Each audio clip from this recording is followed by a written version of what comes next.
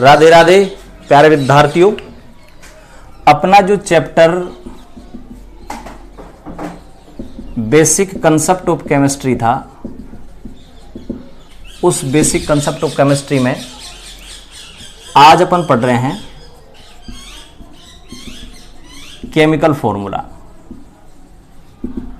तो ये जो केमिकल फॉर्मूला है, ये केमिकल फॉर्मूला दो टाइप का होता है। ठीक है, तो केमिकल फार्मूले के दो टाइप हैं। पहला जो इसका टाइप है वो पहला टाइप है भाई मॉलिक्यूलर फॉर्मूला, और दूसरा टाइप है इसका एम्पिरिकल फॉर्मूला। तो ये मॉलिक्यूलर फॉर्मूला और एम्पिरिकल फॉर्मूला दोनों होते क्या हैं, अपन इनकी बात करते हैं। तो मैं यहां पर सबसे पहले ले रहा हूं भाई मॉलिक्यूलर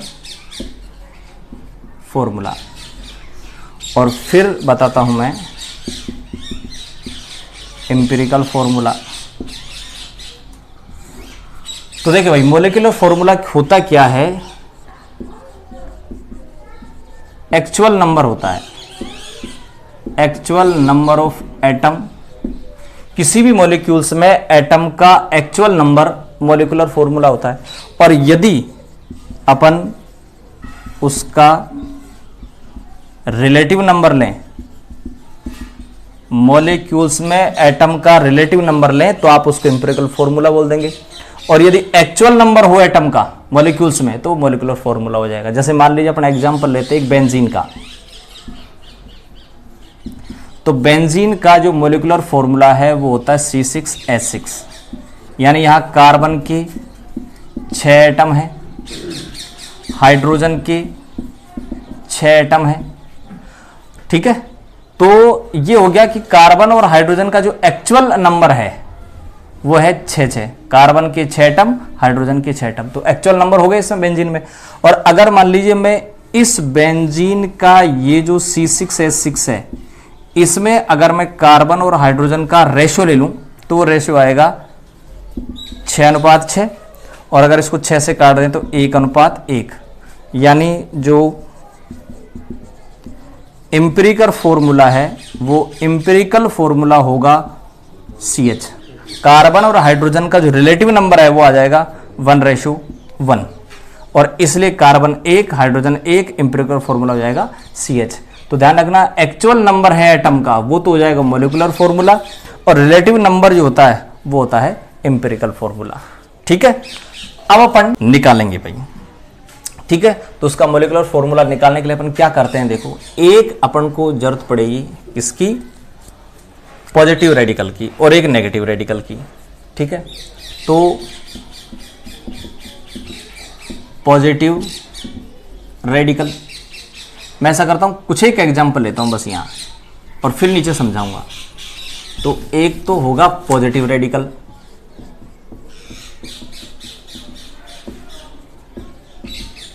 ठीक है भाई, और दूसरा होगा यहां नेगेटिव रेडिकल, यानी एक कैटाइन और एक एनाइन। पॉजिटिव रेडिकल का मींस कैटाइन और नेगेटिव रेडिकल का मींस होगा एनाइन। तो एक पॉजिटिव रेडिकल और एक नेगेटिव रेडिकल। मैं यहां पॉजिटिव रेडिकल और नेगेटिव रेडिकल के कुछ एक एग्जांपल दूंगा, बाकी जो एग्जांपल हैं वो आपके जो जब पीडीएफ दिए जाएंगे उस पीडीएफ में आपको वो मिल जाएंगे। तो पॉजिटिव रेडिकल की अगर आप बात करें तो देखो, पहला पॉजिटिव रेडिकल आपको मैं बता रहा हूं हाइड्रोजन H+1। ठीक है भाई, sodium Na+1, potassium K+1, magnesium Mg+2। ठीक है, और इधर ले लेते हैं अपन नेगेटिव रेडिकल कुछ, जैसे chloride Cl-, bromide Br-, iodide I-, chromate CrO3 minus 2,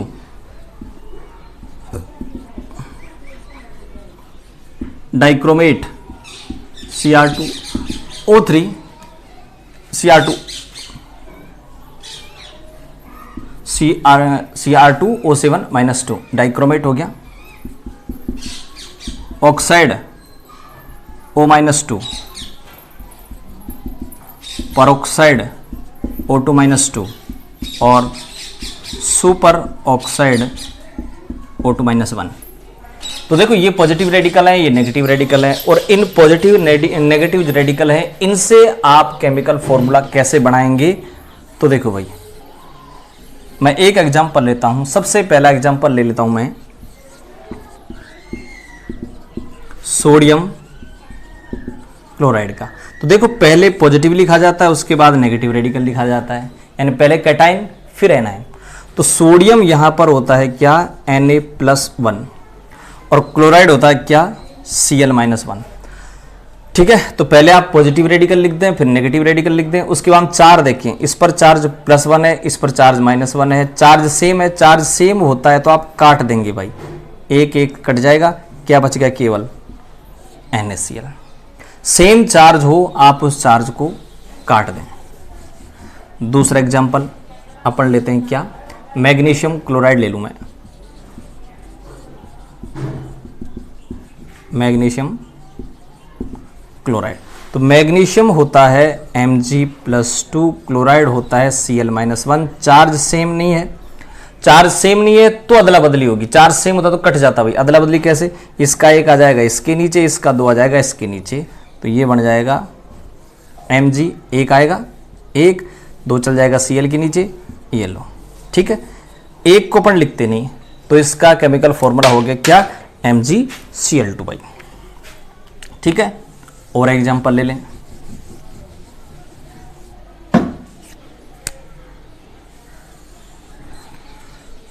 hydrogen के साथ अगर किसी को बनाऊं, मान लीजिए पोटेशियम ले लूं, पोटेशियम के साथ मैं डाइक्रोमेट बनाना चाहूं, तो एग्जांपल ले रहा हूं क्या,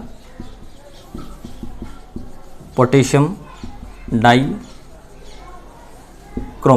तो पोटेशियम तो होता है भाई K+1, अकेला एलिमेंट है, बड़ा लिखेंगे आप। डाइक्रोमेट क्या होता है, Cr2O7-2, इस पर +1, इस पर -2, चार्ज सेम नहीं है, अदला बदली कर दें, 2 आ जाएगा इसके नीचे, एक चल जाएगा इसके नीचे, एक को लिखते नहीं, 2 यहाँ लाओ, ये 2 अगर यहाँ आएगा तो हो जाएगा ये K2, बच गया क्या, Cr2O7। तो पोटेशियम डाइक्रोमेट का फार्मूला हो गया K2Cr2O7। ये इसका केमिकल फॉर्मूला है। अगला जो केमिकल फॉर्मूला आप किसी से भी बनाएं, सोडियम से बना लो, मान लो सभी का मैं, जैसे मैं सोडियम ऑक्साइड बनाना चाहूं, सोडियम क्या होता है बताएं, Na+1, ऑक्साइड क्या होता है, O-2। चार्ज सेम नहीं है, अदला बदली कर दें, 2 इसके नीचे आ जाएगा, एक इसके नीचे चल जाएगा, 2 इसके नीचे लाओ Na2, एक इसके नीचे लाओ, O को लिखते नहीं, Na2O, ये बन गया सोडियम ऑक्साइड का Na2O। अगर मान लीजिए मैं अगला फार्मूला हाइड्रोजन परऑक्साइड का बनाऊं, तो हाइड्रोजन होता है H+1 और परऑक्साइड होता है ये रहा क्या, O2-2। चार्ज सेम नहीं है, अदला बदली हो जाएगी, 2 आ जाएगा इसके नीचे, एक चल जाएगा इसके नीचे, 2 इसके नीचे लेके आओ, फार्मूला क्या हो जाएगा, H2O2। तो हाइड्रोजन परऑक्साइड का जो केमिकल फॉर्मूला है वो होगा H2O2 hydrogen peroxide.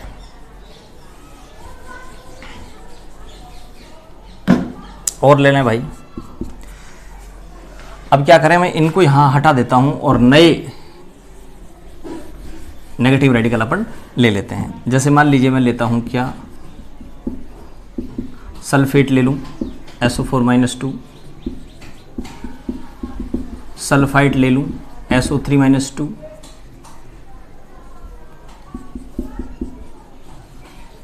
Nitrate,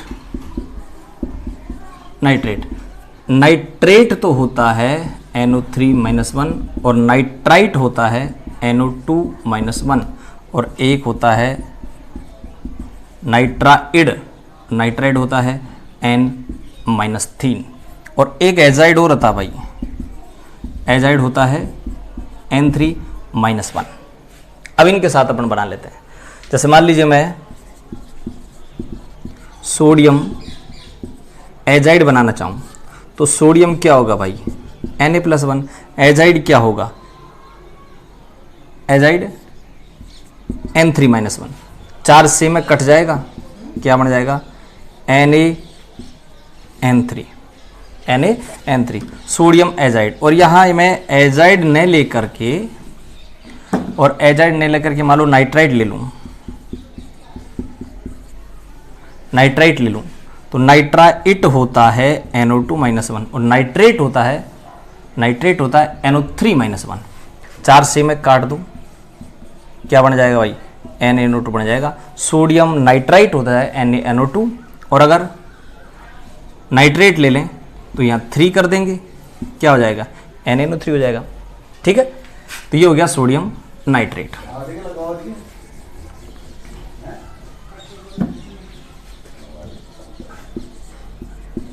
sodium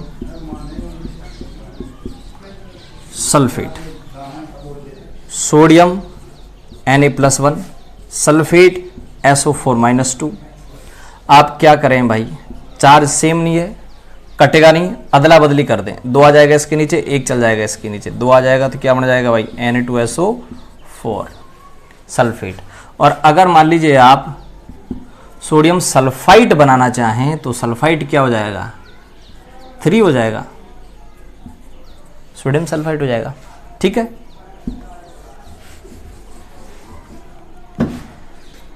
magnesium के साथ ले लें अपन, मैग्नीशियम सल्फेट ले लें।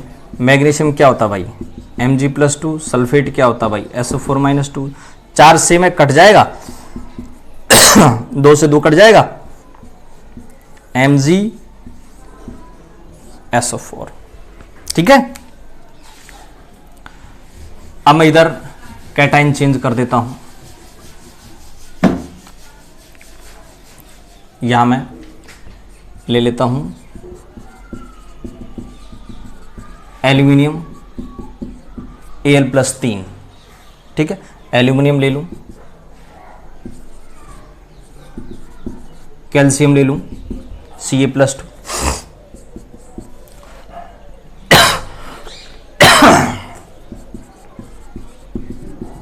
बेरियम ले लूं,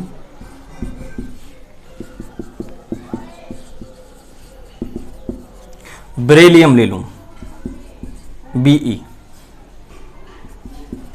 ठीक है, तो अब अगर इनमें से कोई सा इसके साथ अपन आप बनाना चाहें, बेरिलियम के साथ बनाना चाहें, बेरियम के साथ बनाना चाहें तो कैसे बनेगा देखो।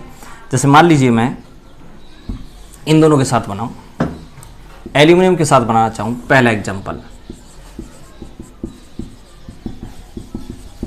Aluminium sulphate. एल्यूमिनियम होता है Al+3, सल्फेट होता है SO4-2। 4 सेम नहीं है, कट जाएगा भाई, 2 आ जाएगा एल्यूमिनियम के नीचे Al2, 3 चल जाएगा पूरे SO4 के नीचे, क्योंकि सल्फर ऑक्सीजन 2 अलग अलग एलिमेंट है, दोनों के नीचे जाएगा, ध्यान रखना SO4 के नीचे जाएगा। तो ये बन गया Al2SO4 का होल थ्राइस। ठीक है भाई, तो इस प्रकार से अपन क्या कर रहे थे, आपको अगर नेगेटिव और पॉजिटिव रेडिकल्स अगर पता है तो आप यहां पर केमिकल फॉर्मूला निकाल सकते हैं। कल अपन फिर मिलते हैं, तब तक